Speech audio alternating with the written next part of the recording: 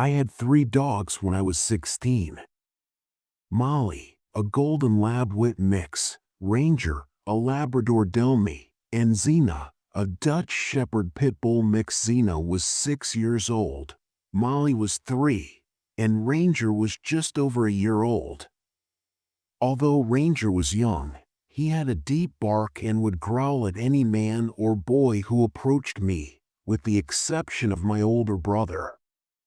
Molly was a kind dog who hardly ever barked or growled unless she felt it was absolutely necessary, while Xena distrusted strangers because of the abuse she had endured from her previous owners. One evening, when I was home alone, my mom and brother were out of town, and because of a sudden downpour, I made sure that all the windows and doors were locked at 8 p.m. Molly growled, which made me sad because she hardly ever made such a sound. A moment later, I heard a knock at the front door, and when I opened it, I was startled to see the leader of our local church congregation. He had always shown too much interest in me, so I tried to remain calm, but when I asked the pastor why he was here in this weather, he suddenly lunged forward and grabbed me. I screamed, "Xena!" and all 3 dogs immediately sprang into action, tackling him to the ground while keeping him pinned. I was able to call the police, and my mom and brother left right away, but by the time they got there, my dogs had seriously hurt him, and he was taken into custody. My dogs were hailed as heroes. I don't have Xena, Molly or Ranger anymore, but I still think about them all the time and miss them dearly. This story takes me back to my high school days, which is over a decade ago now. I grew up in a quiet suburb near a big city, attending one of the larger schools in the area with over 2,000 students. The school was bustling. Overall, it was a decent EXP experience, but there was one guy I never really got along with. Normally it wasn't an issue, because I could simply avoid him, but since we had mutual friends, we occasionally found ourselves in the same circle. Things were always a bit tense when he was around. Dan was bigger than I was, and he had a reputation for trouble. He was known for being involved with weed and had been caught more than once. I didn't particularly like him, but we weren't exactly enemies either, just 2 people who didn't click. One weekend my parents were out of town, so I decided to host a party on Friday night. I invited a bunch of friends, and the turnout was pretty good. By around 9 o'clock, the house was packed, music was playing, and everyone was having a great time. To my surprise, Dan showed up. I hadn't directly invited him, but he came with a few mutual friends. It didn't bother me too much. Maybe this was a chance to smooth things over. First, everything was fine. Dan seemed just like everyone else, hanging out and enjoying himself. However, I noticed he was drinking faster than the rest of us. I was busy managing the party, so I didn't pay him much attention at first. As the night went on, though, it became clear that Dan was getting more and more drunk. His mood shifted from playful to aggressive. We all know that one person who turns confrontational after a few drinks. Dan was that person on steroids. Eventually, he started pushing some of the other guys around, and I could see that things were bound to escalate. By midnight, he was completely wasted. He was in the kitchen, barely standing, swaying back and forth with one hand on the counter. When another friend walked by, Dan started yelling. I couldn't hear exactly what was being said, but it wasn't pretty. I approached him to calm things down, but he wasn't responsive. He shoved me and continued shouting. I wasn't in the mood for a fight at my own party, so I tried to get him to leave. That's when things got worse. Dan pulled out a joint and lit it right there in the middle of the kitchen. That was the last straw. I told him to put it out, but he ignored me. I grabbed it from his hand and threw it in the sink. He looked at me like he wanted to hit me, and I could feel the situation spiraling out of control. I threatened to call the cops if he didn't leave, and for a moment I thought he was going to punch me, but then something changed. He stumbled out the front door, but before leaving he turned to me. "You'll be sorry." I didn't take him seriously since his eyes were slurred and narrowed, and I assumed he wouldn't recall anything because he was so inebriated. When my friends wanted to go out for food and a movie, I stayed behind to relax. After they left, I settled in the living room to play some video games. The house was quiet, which was a relief after the chaos of the previous evening. At around 11 o'clock, I got up to grab a snack from the kitchen while standing in front of the open refrigerator. The following afternoon, a few of my friends came over to help clean up. We quickly got the house back to normal, and by 6 o'clock it appeared as though nothing had happened. I closed the door after hearing a disturbance outside and peered out the window, but it was too dark to see anything clearly. I thought I saw something move in the backyard, so I moved closer to the window and took another look, but nothing was there. I dismissed it and resumed my game around 1 a.m. After shutting everything down because I was tired, I went upstairs to bed. I had only been lying there for 10 minutes or so when I heard the back door open downstairs. At first, I thought I was dreaming, but then I heard loud, deliberate footsteps coming up the stairs. I knew it wasn't my parents, so I knew this wasn't a good situation, but before I could react, my bedroom door burst open, revealing Dan. Before I could say anything, he came running over and snatched me off the bed and began pounding me. When I regained consciousness, Dan had a folding pocket knife out in front of him. He stood there for a moment without moving, then took a step toward me and then paused, taking a step back. It seemed as though he didn't know what he was doing, or perhaps he was just getting nervous. After a few more nervous moments, he folded the knife and put it back in his pocket and leaned in close. I was too stunned to fight back, and my head hit the floor hard, and I blacked out for a few seconds. Whispering, "If you tell anyone about this, I'll kill you," you left my room without saying anything else.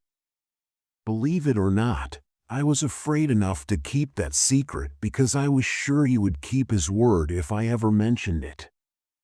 I made up an excuse for the bruises, and no one questioned it. I kept it a secret for years, even though I still keep in touch with most of the people from that time. When I finally told someone, they didn't believe me and assumed it was a make-up. Growing up in a small cottage in the middle of nowhere, surrounded by enormous fields of barley and sunflowers, was a place where the only sounds you heard were the soft rustle of grass or the sporadic chirp of crickets. I made it up for attention, but it was real, and I will never forget what happened that night. I was left alone in the home one evening when my parents departed to visit relatives.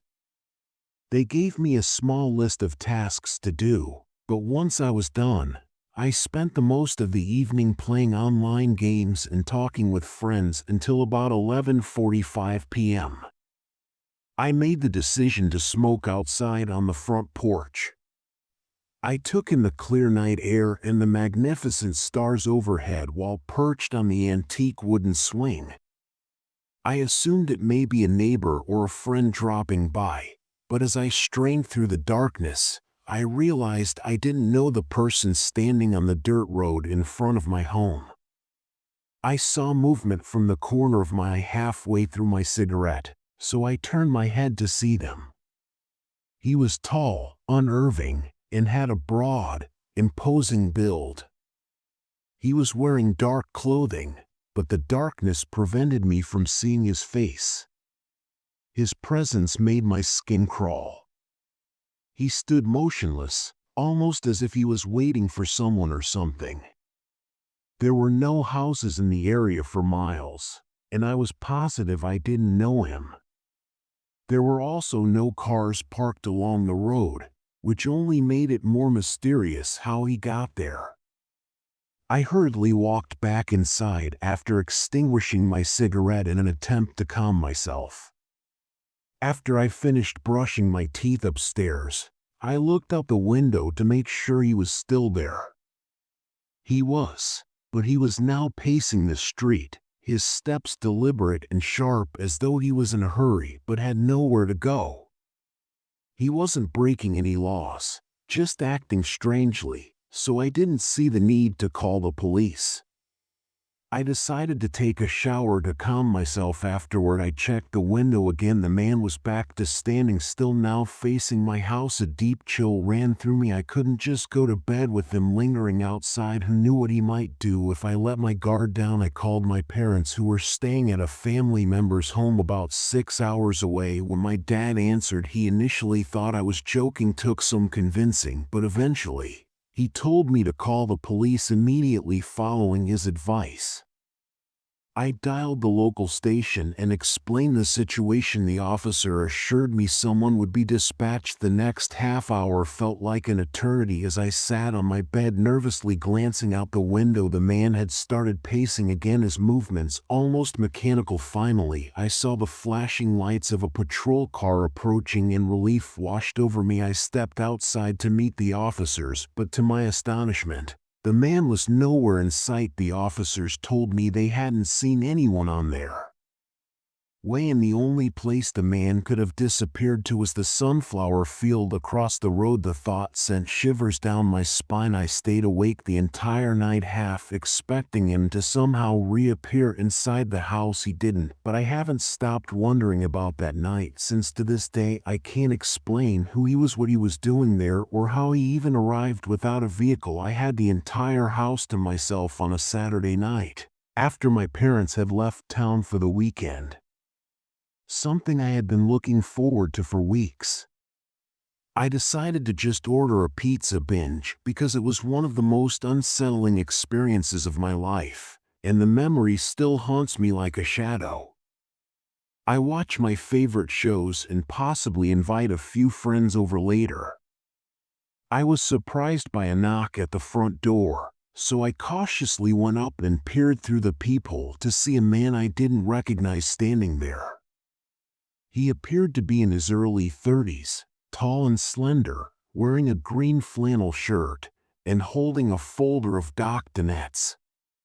Although he appeared harmless at first glance, I felt uneasy for reasons I can't fully explain, perhaps out of habit or curiosity. I opened the door, and the man was courteous and spoke clearly before launching into a pitch about energy plans or electricity rates. Since I was just 15 at the time and clearly had no voice in such affairs, I didn't pay much attention. I informed him nicely that I couldn't help. The remainder of the evening was uneventful. After closing the door and going back to the living room, I watched TV, browsed social media, and finally made the decision to go to bed when I heard a faint noise outside my bedroom window. It sounded like someone was in the backyard, so I jumped up and ran to the window, squinting into the darkness before I could decide what to do. The sound of breaking glass came from downstairs, and my heart fell. I knew someone had broken in, so I locked myself in the bathroom in panic.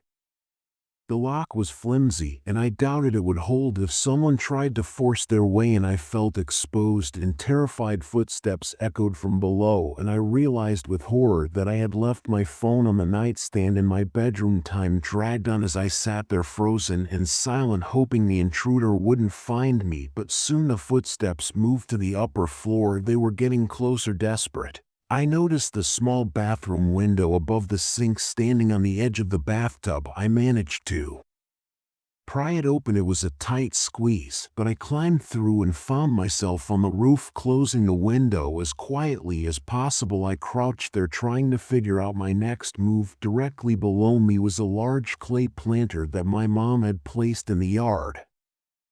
It was sturdy enough to cushion my landing. Without much thought, I jumped down onto it and managed to land safely. My heart was racing, but I didn't stop to rest. I sprinted to my neighbor's house, pounding on their door and shouting for help. After what felt like an eternity, my neighbor's mom opened the door, startled by my frantic knocking. "What's wrong? Were you hurt?" she asked, concern etched on her face. Gasping for air, I tried to explain, tears streaming down my face. As I stammered out what had happened, she immediately led me inside, handed me a glass of water, and called the police. The officers arrived quickly and searched my house, but the intruder was already gone. They reassured me they'd keep watch on the neighborhood, and ADV advised me to report any unusual activity. When I mentioned the man who had knocked on my door earlier, they suspected he might have been casing the place, knowing my parents were away that night. I was too terrified to go home, so I remained with my neighbors. When my parents returned the next day, I told them everything, and they were shocked but glad that I was safe. A few little things were taken from the house, but that was nothing compared to the terror I had gone through. Even though we've installed cameras and a security system, I still feel insecure when I'm at home alone, even after months have gone since that frightening night. This happened more than 10 years ago, but I still repeat it periodically since it's my favorite horror story for campfires. My mom started leaving me home alone when I was 11 years old, which may seem young, but I was responsible for my age, and she worked long hours, so those are my excuses. Anyway, one evening, as usual, my mom was working a late shift, and I was at home alone. I was watching TV and slowly finishing some homework when a loud, thunderous noise sounded. I wasn't sure where it came from, but my first thought was that it might have been a gunshot because I had never heard one in real life, so I wasn't sure. The sound sent a shockwave through my entire body, making me trembling, and I immediately fell to the floor, trembling beneath the coffee table. There was a lot of noise outside in the hallway, shouting, banging, and I couldn't figure out what was going on. My heart was thumping, and I could still hear the echo of what I thought were gunshots. I wanted to call for help, but my phone was charging in another room, and I was too scared to move, so I stayed hidden and waited for something to change. A few minutes later, I heard sirens, which gave me courage. I peered out the window and saw one police car pull up, but soon more arrived, and eventually there were at least a dozen squad cars and even a couple of fire trucks parked outside the building. I could hear voices outside, but I couldn't make out the words, and all I wanted was for my mom to be home. The loneliness made everything worse. After what seemed like an eternity, but was probably only a few minutes, the noise subsided, and I could hear officers talking to each other, and the crackle of their radios filled the air. I couldn't stop wondering what had happened, and if anyone was hurt, until I heard a knock at my door. I became cold. My mother had always warned me not to open the door for strangers when I was alone myself, but maybe this was different if it was the police. A voice shouted out to me, claiming to be an officer, and urged me to speak. Getting all the courage I could muster, I approached and opened the door. Two officers stood there looking serious. One asked if I was okay, and I nodded, tears running down my face. They asked if my parents were home, and I explained that they weren't, but gave them my mom's number. They called her and stayed with me until she arrived. It turned out my neighbor, who I'd only seen a few times in passing, was a fugitive. He'd been living there for months and was wanted for murder. Apparently his gun had accidentally discharged, which is why the police were called. I was in Disbelief. How could someone like that have been living just a few doors away? The officers told me I'd been brave to keep calm while everything unfolded for days. Afterward, the police taped off his apartment. When they left, the tape left marks on the door that never completely faded. I lived in that building until I was 17, and every time I walked past that door, the marks reminded me of that night I was 15 years old. When my parents left me at home alone for the weekend, they had gone on a work trip together, something they did occasionally since my dad's job often required him to attend social events and my mom would usually accompany him. Previously, I'd stay at my aunt's house during these trips, but this time she was unavailable and my parents decided I was old enough to handle things by myself. I was thrilled about having the house to myself. My plan was simple: stay up late watching movies and playing video games. All the fun stuff I usually did, but without anyone to remind me about bedtime. The first night went as expected. After hanging out with my friend Kevin, who lived a few houses down, until approximately midnight, I went to bed around 1:30 a.m. I was sleeping till I woke up in the middle of the night. I looked at the clock abruptly, and it was 3:40 a.m. I first believed I could be dreaming or in that drowsy state between sleeping and waking up when I heard faint sounds coming from below. It sounded like someone shuffling over the floor. I attempted to ignore it by rubbing my eyes and going back to sleep, but the sounds persisted, and I was so exhausted that I finally fell asleep once again.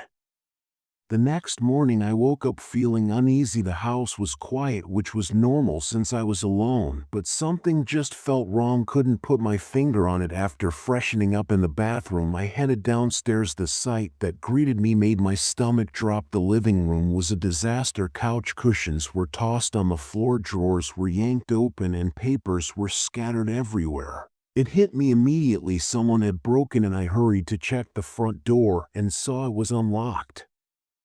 There weren't any broken windows or signs of forced entry. That's when it dawned on me I'd forgotten to lock the door before going to bed. A wave of guilt and embarrassment washed over me. Panicked, I tried calling my parents, but neither of them picked up. Their phones went straight to voicemail, and my texts weren't answered. I was alone, nervous and unsure of what to do next. Fearing the burglars might return, I decided to call the police. They told me to wait outside until they arrived. Standing on the porch in my pajamas, shivering in the chilly morning air, I anxiously waited for them. When the officers arrived, they listened to my account of what happened for about 10 minutes. I explained everything, and then they began inspecting the scene. It felt surreal watching them dust for fingerprints and take photos. The whole situation seemed like a scene straight out of a crime show. After they finished, they left, and I was left alone again. In the following days, I stayed in touch with the police. They mentioned that there had been a series of burglaries in our area, and they suspected the incidents might be connected. That shocked me because our neighborhood had always felt so safe. While it was a small comfort to know the police were investigating, the burglars were never caught.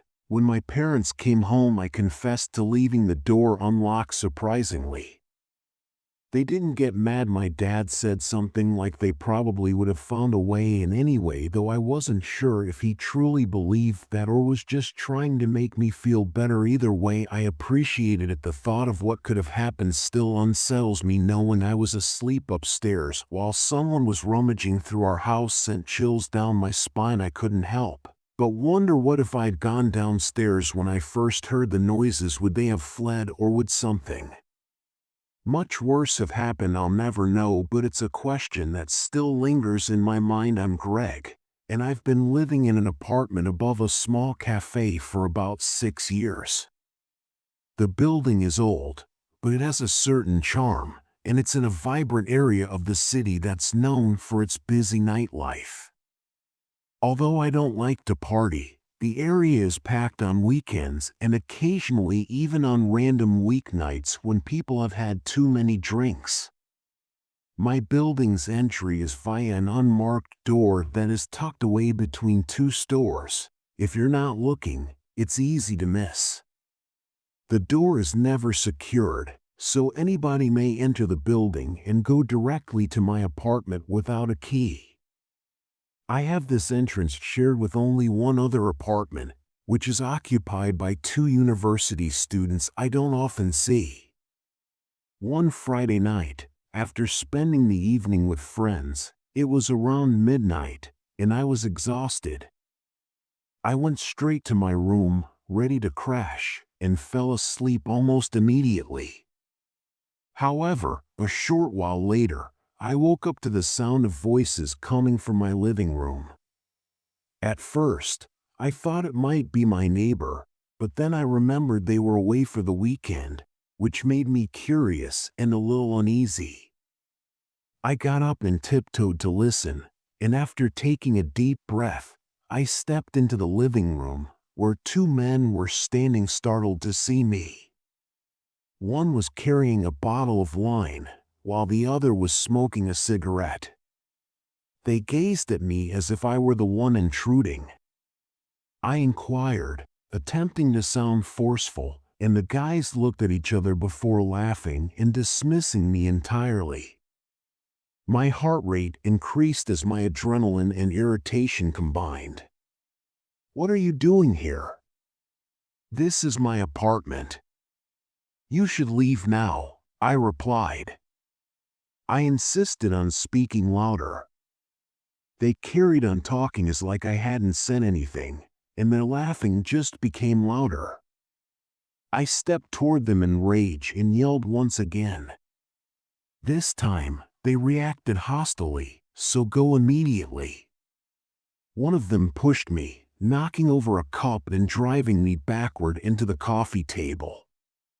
I felt a wave of panic.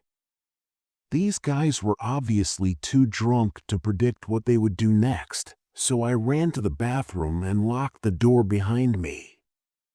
Fortunately, they didn't follow, so I grabbed my phone and dialed 911. The police arrived in a matter of minutes, arrested the 2 men, and led them out in handcuffs, but I was also extremely shaken. The officers questioned me, and I made the decision to file charges against the intruders. During their investigation, they found that the men had entered through the unlocked street-level door. They also found my apartment door was left unlatched, which was a careless oversight on my part. I felt embarrassed, and I could tell that the officers were irritated. It was a harsh reminder to always be on guard, no matter how exhausted I was. This took place 8 years ago. I'm 21 now. My parents had to leave town for an urgent family matter. Being an only child, I was used to being alone at home and usually wasn't scared. It was the 3rd night by myself. I was enjoying some video games and snacking on chips when I heard a knock at the front door. I thought it was odd for someone to be knocking so late at night. I walked to the door and peeked through one of the small glass panels. I saw a man leaning in close. I could hear him shouting that he was injured and needed help. He begged to be let inside. I asked what was wrong, and he claimed he had hurt his ankle. His tone felt off to me. I asked how he got injured, and he said he had been walking around the neighborhood and tripped, twisting his foot awkwardly. He began yelling louder, insisting I help him. When I told him I'd call for an ambulance, his tone changed completely. He threatened to harm me, saying he'd slit my throat and tear me apart if I didn't let him in. Panicking, I grabbed my dad's shotgun, which was stored on a high shelf in the kitchen. I also dialed the police, informing them of what was happening. I shouted through the door that the police were on their way. The man laughed, yelling that they wouldn't arrive in time, and started hitting one of the dining room windows with force. The sound of the glass rattling told me the window wasn't going to hold much longer. I rushed upstairs and hid under my bed, clutching the shotgun tightly. I called the police again, and the operator reassured me that officers were minutes away. Just as she said that, I heard the sound of breaking glass. He must have found something heavy in the yard to smash through the window. I listened as he moved around downstairs, opening doors and drawers. Then I heard him coming up the stairs. He went into my parents' bedroom, rummaging through their closet. Moments later, he tried to open my bedroom door, which I had locked. I held my breath as he kicked the door repeatedly. Within a few strong kicks, it flew open from under the bed. I could see his feet. As he walked in, he tried opening my closet door, which I had intentionally locked to throw him off. "I know you're in here," he said, his voice filled with anger. I debated whether to try to injure him or make a run for it. Before I could decide, I accidentally bumped my head against the underside of the bed, creating a loud thud. He turned sharply. "Oh, trying to be clever, or we?" sneered. Just then I heard the sound of sirens in the distance. The man froze. "You got lucky this time, but next time you won't," he muttered. He turned to flee, but I grabbed his leg, making him fall hard to the floor. I managed to hang on as long as I could until the cops came running upstairs, overpowered the guy, and got him into prison. I came out with the shotgun. The officers pointed their weapons at me at first, but after I quickly explained everything, they lowered them. Later, they discovered the man's van parked outside my house, with knives, duct tape, a camera, and rope inside. The officers said it was obvious he had sinister intentions. My parents were called and arrived home earlier than expected, and my mom gave me a tight hug while my dad reassured me that everything would be okay. Shortly after we moved to a new home, we found out the man had been sentenced to 15 years in prison.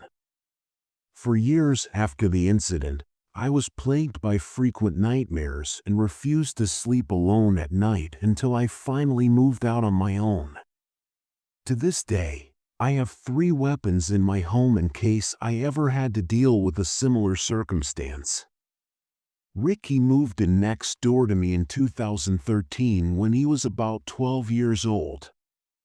To put it simply, he was a very shy child. I remember that when he was 16 years old, he fell off his skateboard, not very hard, but he was crying uncontrollably in my driveway.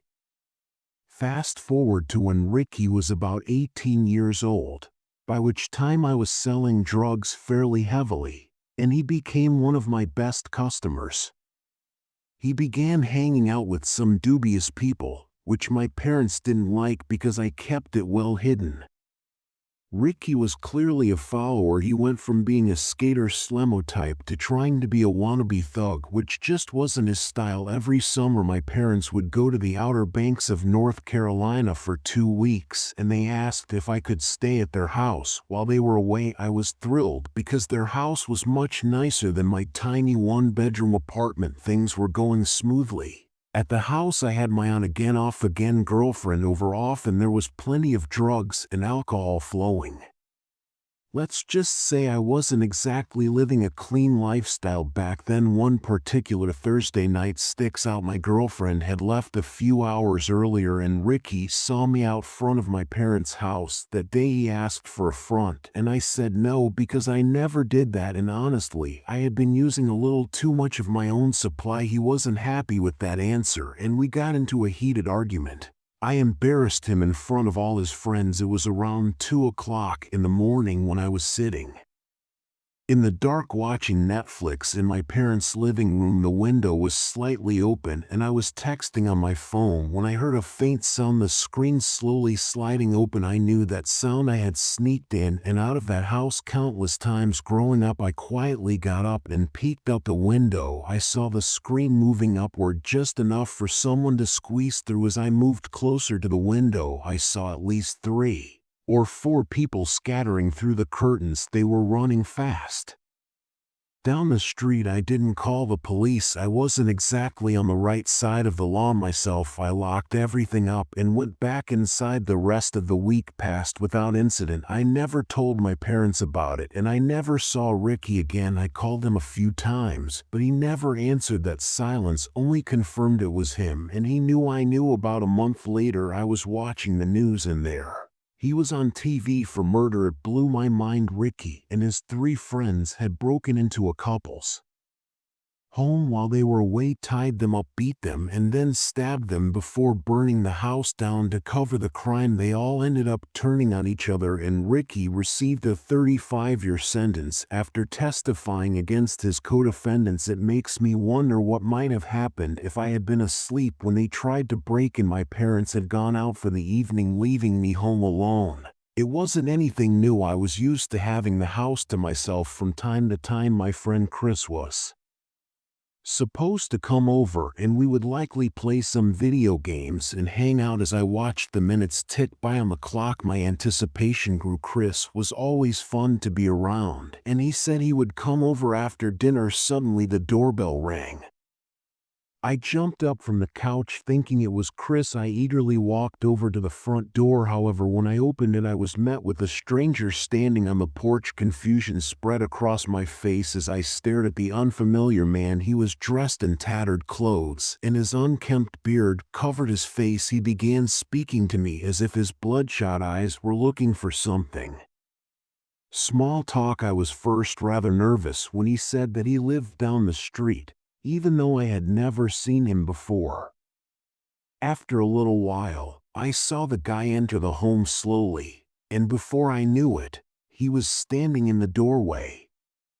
He shut the door behind him, then looked back at me. The man's posture changed as he came more into the home, his eyes sweeping the room, and I could smell the strong, disturbing fragrance of alcohol on his breath. Something wasn't right. I attempted to keep a composed face so as not to agitate him as panic started to grow. I stumbled, "Mister, I believe you should go right now since I'm expecting a buddy and I don't want to get in trouble for not listening to me." My pulse raced as the guy carefully and slowly went into his pocket and took out a knife.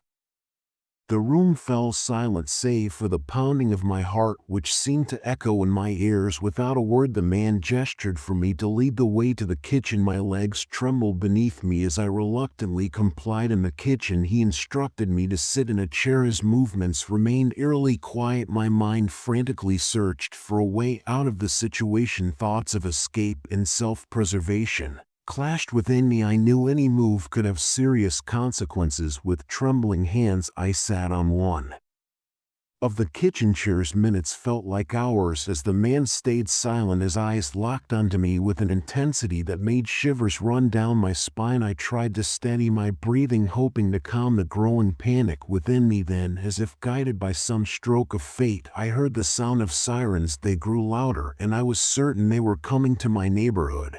The police rarely came here. The police burst into the house, and I felt overwhelming relief. The intruder's eyes widened in surprise, and his grip on the knife loosened for just a moment. That was the chance the police needed. They swiftly moved in and disarmed the man. He was arrested and taken away. My parents arrived home as soon as they heard the news. Later, I found out that Chris had seen the man enter my house from across the street. He was just seconds away. Seeing this, he went home and told his parents, who then called the police and saved me. I don't even want to think about what might have happened if Chris had been just a few minutes earlier or later. We both could have been in serious trouble, or maybe one of us would have had the sense to check before opening the door. The following occurred a few years ago when I was 14 years old. My parents had gone on a weekend trip, and I was eager to have the house to myself. They weren't bad or anything, but I was looking forward to some alone time. Little did I know that this weekend would end up being one of the scariest experiences of my life. It was Friday afternoon, and my parents had left for their trip while I was at school. As soon as I got home, I hurried upstairs to my room and turned on my Xbox. I was chatting with some friends in the game. I didn't know any of them in real life. We just played together online. I ordered pizza and settled in for a night of gaming. Around midnight, I was still playing when I heard a strange noise outside. It was a rustling sound in the bushes or trees. I dismissed it as the wind and went back to my game, but the noise kept growing louder. I paused the game and listened carefully. I looked out my second-story window and saw a shadow moving around the side of the house. It looked like the silhouette of a person with a fence and gate surrounding our yard. It wasn't normal for a stranger to be out there. Suddenly, I heard a loud bang at the front door. I had never been so scared in my life. I slowly crept down the stairs toward the front window and peeked out. I couldn't see anything, but I heard more noises from outside. I didn't know what to do. I was alone, and someone was trying to break into my house. I considered calling the police, but didn't want to waste their time. If it was nothing, the noises stopped for a while and I started to calm down a bit, but then I heard footsteps again from outside. I opened the front door and looked around, but I couldn't see anyone. I walked around the yard for a minute or two and then went back inside. I felt slightly more relaxed. After that, I walked up the stairs looking forward to playing a few more games before bed. When I put on my headset, I thought I heard a noise coming from my parents' room. Maybe I was just being paranoid, but I decided to check anyway. I peeked around the corner into my parents' bedroom, and that's when I saw a figure standing in the darkness. My body was shaking and I could barely breathe. I wanted to scream, but I was too scared to make a sound. I backed away slowly, trying to leave the room without being noticed. Suddenly, the man turned around and looked straight at me. He continued heading toward me, and I turned to escape, running down the stairs and out the front door. I didn't stop until I was a few streets away, at which point I took out my phone and contacted 911.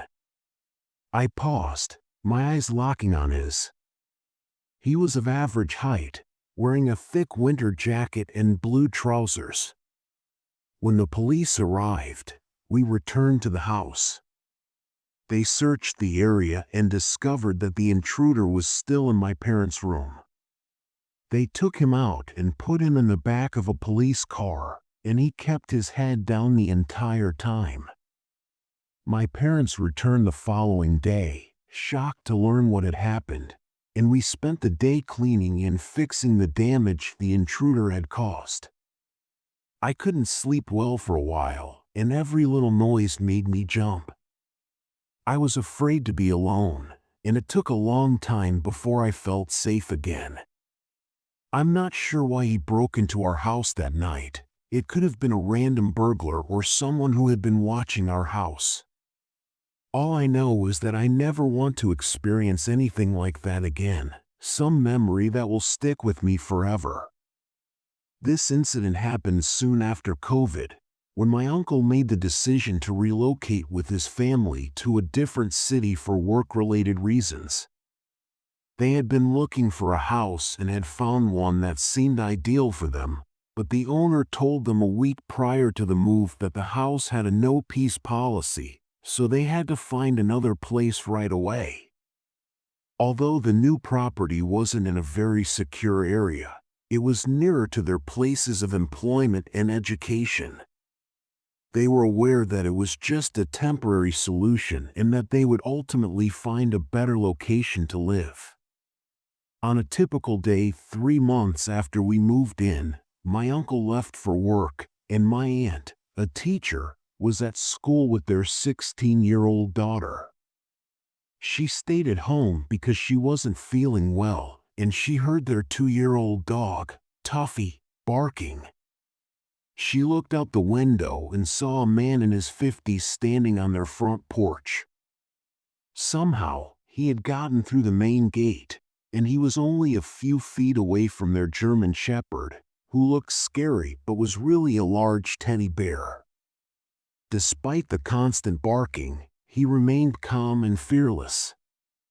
My cousin opened the door partially and asked who he was and why he was there. He just stood there smiling and staring at her without responding. Suddenly she remembered that their wife wasn't working properly, so her dad had contacted the company to send someone for repairs that afternoon. Assuming he was the repairman, she asked if he was sent by the Wi-Fi company. The man nodded, showed a small backpack, and wore some sort of ID card. Hesitantly, she restrained Tough and let him inside despite Tough continuing to bark. She led the man to the upstairs room where their Wi-Fi router was set up. However, the man's behavior seemed odd. He fiddled with the wires for a while, but didn't seem very skilled at his job. My cousin felt uneasy, but before she could question him, there was a knock at the front door. She went downstairs and saw her dad had returned unexpectedly to retrieve a pen drive he had left behind. She met him about the man, and he was surprised the repairman had arrived earlier than expected. Before they could go upstairs to check on him, the man was already coming down the stairs. His face showed shock at the sight of my uncle, who asked if the Wi-Fi device had been fixed. The man then admitted that he didn't know how to repair Wi-Fi. Instead, he revealed that he was a salesman and had come to sell products. My uncle was horrified, as was my cousin, who realized she had let a random salesman into their house under false pretenses. The man began his sales pitch, trying to convince them to purchase his product. My cousin was enraged and shouted that she would never have let him in if she had known he wasn't who he claimed to be. At that point, the man shifted his story, saying that it was my aunt who had seen him pass by earlier and asked him to return later. My uncle had enough of his deception and demanded he leave immediately or he would call the police. The man walked out with a grim expression, giving them death stares and cursing under his breath. In the evening, when my aunt returned, she denied seeing any man fitting that description and stated she didn't need whatever product he was selling. The whole experience left my cousin shaken, regretting not checking his ID before letting him in. Thankfully, her father came in time to prevent any harm. They reported the incident to the police, but nothing came of it, and the man was never seen again in that neighborhood. A month later, they moved away from the area. However, my aunt did hear from a neighbor about a similar incident. A year earlier, a man claiming to be a salesman entered a nearby house and then attacked a 60-year-old woman who survived. The culprit was never caught, and the thought of it remained haunting, especially knowing some stranger could have had unknown intentions. Like most people, I've been stuck at home because work has been shut down. This means I have more time to fix up my mountain bike and draw, but it also means I'm alone all the time. I live alone in a single-story house in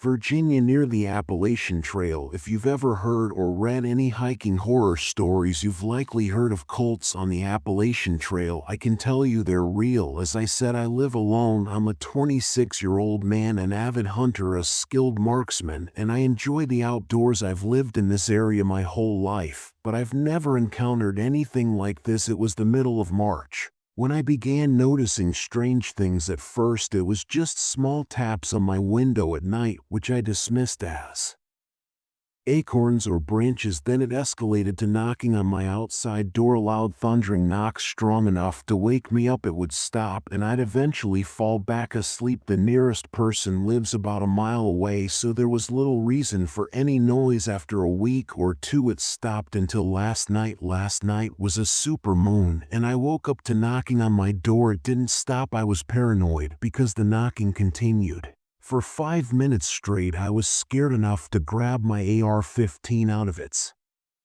case, and then I walked to the door. I keep the gun loaded at all times for safety, plus no one knows the combination to my safe, so there's no reason not to keep it loaded. I grabbed the door handle and opened it. There was no one there. I closed the door and started heading back to bed, but then I heard more knocking, this time from about 100 yards in front of my house. I saw a person in a robe, just like you would picture someone in a cult. I yelled out, "Who's there? I'm not afraid to shoot." Then more people emerged from the woods, all wearing the same robes, and stood in the center of my yard, staring at me.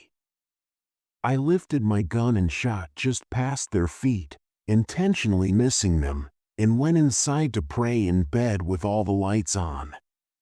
Let's just say that I'm exhausted today, and if any of you cult members are reading this, know that I'm not afraid to shoot you next time. I've always carried protection with me, though, because my state's open carry laws are stricter than those in other states. For context, you could argue that I had the right to show my weapon, but at the time, I chose not to pull or even display it. This incident occurred approximately a month ago. This is significant later. I am a 21-year-old lady who lives alone with 2 dogs, a 95-pound pit bull and a 10-month-old corgi mix. I live in a lower duplex with my front door facing an alley. I take my dogs outside on this alley multiple times a day, as I have done since I moved in 7 months ago. At around 8 p.m., after a night of eating Taco Bell and playing The Sims, I decided to take my dogs outside one last time before bed. I put on my coat, leashed them, and went towards the small grassy area in the alley. While they were going about their business, I noticed 2 lights above me go out, leaving the alley completely dark until I reached my back door. I took out my phone and turned on the flashlight so I could see my dogs and clean up after them. When I turned on my phone light, I looked up and saw a man wearing loose clothing and a hood. Standing 20 feet away from me, he must have been there for a while since my dogs didn't hear him approach and I didn't notice him either. I realized I was shining my light directly at him and felt a bit bad for being so rude. That was until I saw him glaring at me. I stood there uncomfortably for a moment, trying to decide whether I should keep walking them or turn back. As I considered my options, he started walking towards me. I told myself he might be heading to his car or something, but then I saw he was walking directly toward me. This made both dogs scared, and I began walking backwards, hoping he would just pass by, but he didn't. As I moved backwards, the man began sprinting toward me, chanting loudly. I couldn't make out what he was saying, but he kept repeating and yelling as he rushed forward. At that point, I was torn between taking action and staying calm. I was terrified and couldn't decide what to do. Thankfully, when the man was close enough, my dog reached his limit and lunged at him, snapping him out of whatever state he was in. The man then stopped and started singing. Yes, singing. He stopped just a few feet from me, smiled, and began walking away while singing loudly. When he crossed the street, I hurried to my door, dragging both dogs behind me, locked it, turned off all the lights, and called the police. They said they would send someone to patrol the area, but they didn't seem very concerned and barely listened as I sobbed and struggled to explain what had happened. My dogs kept lunging at him, and I stood frozen, watching him walk down the alley and cross into the next neighborhood. I didn't move because my front door was the next house over, and I didn't want him to see me enter and know where I lived. After hanging up, I sat on the floor, still on the phone with my mom. Pathetic, I know. Just then I saw my motion sensor light turn on. Keep in mind that it only turns on if someone is directly in front of my unit. I panicked and called the police again, asking if the officer was in my alley. She said no officers were in my area at the moment. I explained the motion sensing light had turned on and off, indicating someone was out there. The dispatcher told me to stay on the line while I peeked through my shutters to see who was there, and yes, the man was pacing right in front of my unit. When the dispatcher heard me panic, she quickly sent an officer. She told me to turn my lights back on, hoping it would scare him away in case he planned to rob the place. Between the shutters, I turned on my light in the living room, which caught his attention. He stopped pacing and stared directly where I was. He didn't move for a while, and I assumed he was muttering something again, probably the chant I heard earlier. Thankfully, after a few moments he turned away and kept walking. The dispatcher informed me that the officer was now in my area. I thought the man must have seen the officer and kept walking. The dispatcher, who was very calm and comforting, assured me the officers would locate him and give me an update. I never heard back, so I assumed they caught him. However, I can't be entirely sure, and that thought lingers in my mind. I called my landlord the next day to get in touch with the power company to fix the lights in the alley, but it wasn't surprising that they haven't been fixed yet. I don't know if the lights went out by accident or not. I'm grateful to have my dogs with me, with a parent working in mental health. I was armed wouldn't have helped much in this situation. I've been told that since the man didn't sound mentally stable, any action might have worsened his response. I hope he found some help, but please don't return for everyone's sake. I was left alone with my dad last summer when my mom and brother went to California for a week to visit relatives. I drove him to work because his license had been revoked. Then I went home to take a quick nap before leaving for work myself. I woke up at around 9 a.m. and began getting ready for work when I heard noises. I listened in silence for a while before hearing the sliding door beneath my room open.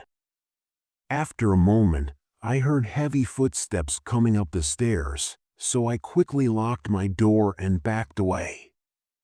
Then, I heard cabinets in my parents' room start to open and close violently for about 2 minutes, and then everything stopped slowly. I got down on the ground and peered under my door, and I saw 2 mangled, dirty, gray feet pass by.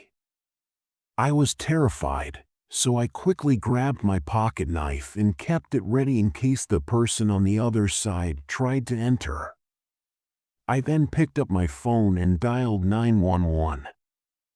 Whispering to the operator that someone was in my house, the operator told me they had sent an officer, and I waited what felt like forever. I stayed on the line, too scared to move, just waiting for something awful to happen. The officer arrived, and the operator told me to open the door and let them in. I mustered my strength and let adrenaline take over. I made my way downstairs with the knife still in hand. Once I opened the door, I dropped my knife and ran to the officer. 2 more officers showed up, and they asked me to wait outside while they searched the house. After about 10 minutes, they returned with chilling news. They said they checked every room and possible entrance and found no signs of a break-in. They told me to call again if anything happened. I finished getting ready for work, but I was an hour late. I explained everything to my boss, but things eventually returned to normal. I picked up my dad from work later that day and chose not to tell him what had happened. I knew no one would believe me, and they would just assume I was crazy. Even now it puzzles me that there were no signs of a break-in, but I know what I saw and heard, and the experience still haunts me. It wasn't until a few days ago when I heard a similar story that sent chills down my spine. I couldn't believe how similar it was, but it left me with even more questions. I still reside in this house, which I detest, and I want to move out soon since I have experienced terror in the comfort of my own home on occasion. When I was 14 years old, one evening I found myself home alone. It was getting dark outside and everything in my neighborhood was quiet. Little did I know this ordinary night would turn into a frightening experience that I would never forget. As I sat in the living room watching TV, I was enjoying the peace and quiet. My parents were away for the weekend, and my older brother was out with his friends. He was supposed to stay with me, but he went out anyway. Suddenly the doorbell rang. I wasn't supposed to answer when I was alone, but I couldn't help it. Maybe one of my friends or my brother forgot his key. It was the front door though, and my brother usually used the side entrance. Still, I was curious enough to check it out. I approached the front door and looked through the side window. There was a man standing there. He was wearing what appeared to be a work uniform, and his smile seemed forced, making me uneasy. That wasn't the only strange thing. It was after 6 p.m. on a Saturday, so even if my parents had made an appointment, it wouldn't have been at that time. I also didn't see a car or truck parked in the driveway. I figured he might have parked on the street around the corner, but I still didn't understand why instead of opening the door I decided to talk to him through the window. He insisted that it was our house and asked me to open the door. I stood my ground and told him that I couldn't let him in without my parents being home, but he persisted in trying to convince me. I asked him what he wanted, and he said that he was sent to fix a problem with our heating system and that it needed immediate attention. There was something about his demeanor that made me uneasy. To be honest, I thought it was an error and that he had come to the wrong house, so I was sincerely trying to help him. I told him my parents would be back soon in an attempt to scare him away, but he refused to budge. I knew he could break through that window if he really wanted to, and I would have called the police if he had really wanted to, but I was too scared to leave the door since I thought he would break it down if I moved away for a moment. I was shocked to see how weak the door was, and I could hear the wood splintering. I was about to flee and find my phone when all of a sudden the man started pounding on the door. Since my brother didn't have a vehicle and my parents weren't expected home until the next day, I was startled when a car came into my driveway. Upon closer inspection, I saw that it was one of my neighbors. Mrs. Jenkins. The guy turned and left as soon as he noticed the automobile, vanishing around the corner. I'm still unsure of the kind of car he was driving. Mrs. Jenkins called the police. I was grateful for her in that moment. It was lucky she saw what was happening and recognized the situation for what it was. The man was about to break down my door and I had no way to stop him. My parents came home the next day very concerned about what had happened. We had to replace our front door due to the damage he caused. The lock was practically hanging out of it and there were cracks all the way down. We didn't have any way to pursue the man because none of us saw his car and there were no cameras to capture him. When I was 14 years old, I found myself home alone one evening. The sky had grown dark and the neighborhood was eerily quiet. Little did I know this seemingly ordinary night would turn into a chilling experience I would never forget. As I sat in the living room watching TV, I enjoyed the peace and quiet. My parents were away for the weekend, and my older brother had gone out with his friends. He was supposed to stay with me, but he left. Anyway, suddenly the doorbell rang. I wasn't supposed to answer it when I was alone, but my curiosity got the better of me. Could have been one of my friends, or maybe my brother had forgotten his key. However, it was the front door, and my brother would have gone to the side door. I went to the front door and looked through the side window. A man in what appeared to be a work uniform stood there, and his forced smile made me uneasy. This wasn't the only strange thing, though. It was after 6 p.m. on a Saturday, so even if my parents had scheduled a repair, it wouldn't have happened at that time.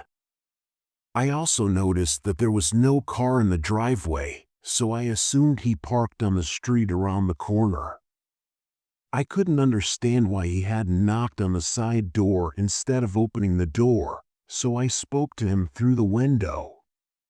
When I asked him what he wanted, he said he had been sent to fix a problem with our heating system and insisted that it needed immediate attention. His behavior made me uneasy, and I knew I shouldn't let him in without my parents' consent. At first, I thought it might be a genuine mistake. Maybe he had come to the wrong house, but I wanted to be sure. He insisted it was our house and kept asking me to open the door. His words felt manipulative, and I told him that my parents would be back soon, hoping to scare him off, but he didn't budge. I wanted to call the police, but I was too scared to leave the door, fearing that he would break it if I left it for even a moment. Then he began banging on the door, making a loud, frantic noise, as if he intended to break in. I was alarmed at how weak the door seemed, and I could hear the wood splintering under the pressure. I was about to run to find my phone when suddenly my brother didn't have a vehicle, and my parents weren't home until the next day, so I was shocked when a car came into the driveway. When I looked closer, I noticed that it was one of our neighbors. I still don't know what sort of automobile the guy had, Mrs. Jenkins, because as soon as he saw the car, he spun around and left, vanishing around the corner out of view from my window. After high school, my best friend Garrett and I moved into a place together once we saved enough money to leave our parents' house. It was a small apartment on the first floor of a townhouse. Mrs. Jenkins called the police, and I was extremely grateful to her at the time because it was pure luck that she saw what was happening and recognized the situation for what it was. The man was going to break down my door, and I had no way to stop him. When my parents returned home the following day, they were extremely concerned about the ordeal. We had to replace the front door due to the damage done. The lock was shattered and there were cracks running down the frame. When you entered through the front door, there was one bedroom on the right, which was Garrett's room. To the left was the living room, and a window in the living room faced the sidewalk, offering a clear view when watching TV. My bedroom was located at the back near the kitchen. We didn't know the people living upstairs. Garrett had a girlfriend he met at work, though I didn't know her well. They had been spending a lot of time together over the past few months, which meant I had the apartment mostly to myself. I didn't mind the solitude too much and got used to it. In the evenings, I would often be in the living room watching TV or playing video games. One night, while Garrett was at his girlfriend's place, I sat on the couch watching a movie about an hour, and I looked out the window and noticed a man walking down the street. He stood out because of his size and awkward movements. There was something odd about the way he walked, almost like he was limping, but it was hard to tell. I thought he might be drunk. My curiosity was piqued, so I continued watching him. As he got closer, the man walked down the middle of the road despite the sidewalk being right next to it. As he approached our house, I started to feel uneasy. He didn't just pass by, instead he stopped right in front of my window and stared, and I quickly looked away, trying to ignore him, but I could still feel his gaze. I grabbed my phone and texted Garrett asking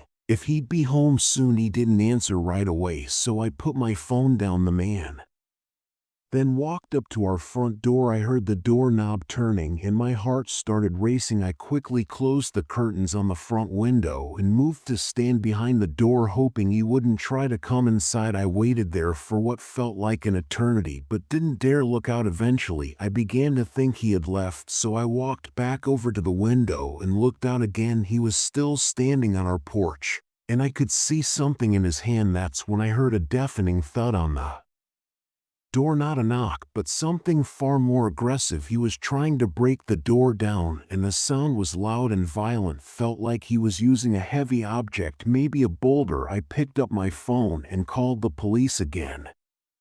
When the operator answered, I screamed for help. Stay calm, help is on the way. The operator also said, can you see him?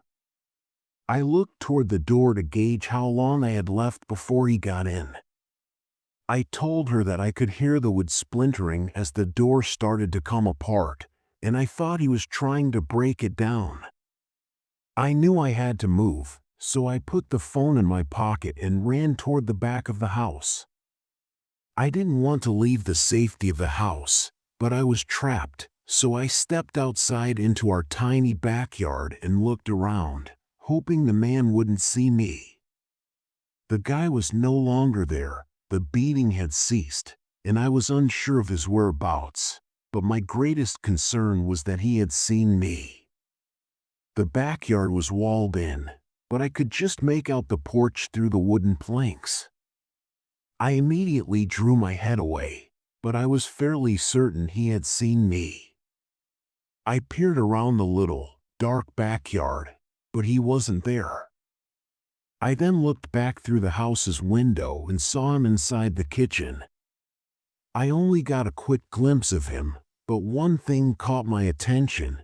He was carrying what looked like a full-size sledgehammer, which must have been what he used to smash down the door. I realized that he must have been concealing it in his pants when he explained his odd gait. Just as I was about to flee, I heard the sirens, and when I turned to face the door, it was completely collapsed.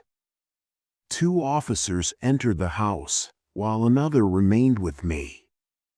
The next sound I heard inside the house was drop the weapon, and a moment later, he was released. I messaged Garrett to let him know what had happened, and we went over the specifics, even though the front door was completely destroyed and nothing else in the apartment was damaged or stolen. We still don't know why he broke in, and he didn't seem interested in stealing anything. I still wonder what would have happened to me if I hadn't escaped in time.